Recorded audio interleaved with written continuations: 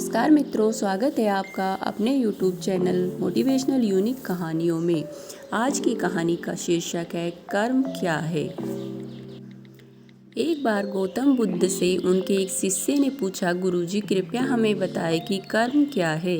गौतम बुद्ध ने अपने शिष्य से कहा कि कर्म को समझने के लिए मैं तुम्हें एक कहानी सुनाता हूँ। इस कहानी से तुम समझ जाओगी कि कर्म क्या है। बुलंद शहर का राजा घोड़े पर बैठकर अपने राज्य का भ्रमण कर रहा था। चारों तरफ भ्रमण करने के बाद वह एक दुकान के सामने आकर रुक गया।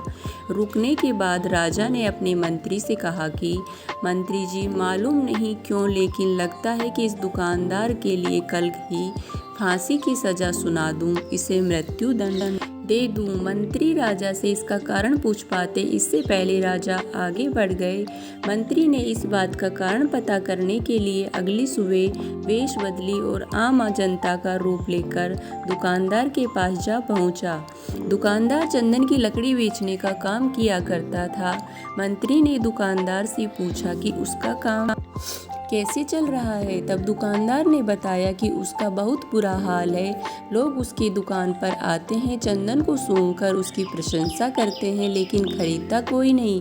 मैं सिर्फ इसी इंतजार में बैठा हूँ कि कब हमारे राज्य के राजा की मृत्यु हो और उनके अंत्येष्टि में मुझसे बहुत सारे चंदन की लकड़ी खरीदी जाएगी और शायद वहीं से मेरे व्यापार में बढ़ोतरी होनी शुरू हो जाए। मंत्री को सारी बात समझ आ गई कि यही वह नकारात्मक विचार है जिसने राजा के मन को भी नकारात्मक किया। वह मंत्री बहुत बुद्धिमान था। उसने सोचा कि मैं आप थोड़ी चंदन की लकड़ियां खरीदना चाहता हूँ। ये सुनकर दुकानदार भी खुश हुआ और उसने सोचा कि चलो कुछ तो बिका। उसने चंदन की लकड़ी को कागज से लपेटा और अच्छी तरह पैकिंग करके वह लकड़ी मंत्री को दी। अगली सुबह मंत्री चंदन की लकड़ी लेकर राजा के दरबार में पहुँचे और राजा से कहा कि महाराज, वह जो दुकानदार है उसने आपके लिए तोहफे के रूप में चंदन की लकड़ी भेजी है।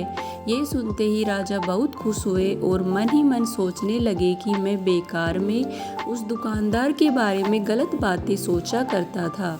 उसने चंदन की लकड़ी को हाथ में लिया। उसमें बहुत ही अच्छी सुगंध आ रही थी। राजा इससे बहुत ही खुश हुए और उसने दुकानदार के लिए मंत्री के हाथों सोने के सिक्के भिजवाए। उसी आम जनता का रूप लेकर मंत्री अगले दिन सोने के सिक्के के साथ दुकानदार के पास पहुंचा। दुकानदार बहुत खुश हुआ और उसने सोचा कि मैं राजा के लिए कितनी गलत बातें सोचा करता था। राजा तो बड़े ही दयालु हैं। कहानी जब खत्म हुई तब गौतम बुद्ध ने अपने शिष्यों से पूछा कि अब आप बताएं कि कर्म क्या है। शिष्यों ने उत्तर देते हुए कहा कि शब्द ही हमारे कर्म है। हम जो काम कर रहे हैं वही हमारे कर्म है। जो हमारी भावनाएं हैं वही हमारे कर्म है। गौतम बुद्ध ने सभी शिष्यों के जवाब सुनने के बाद कहा, आपके विचार ही आपके कर्म हैं।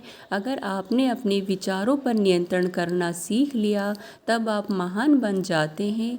जब आप अच्छा सोचते हैं तब आपके साथ अच्छा होता भी है। आपके विचार ही आपको अच्छा या बुरा बनाते हैं। इसलिए इस कहानी से हमें ये शिक्षा मिलती है कि सकारात्मक सोचें और सकारात्मक रहें।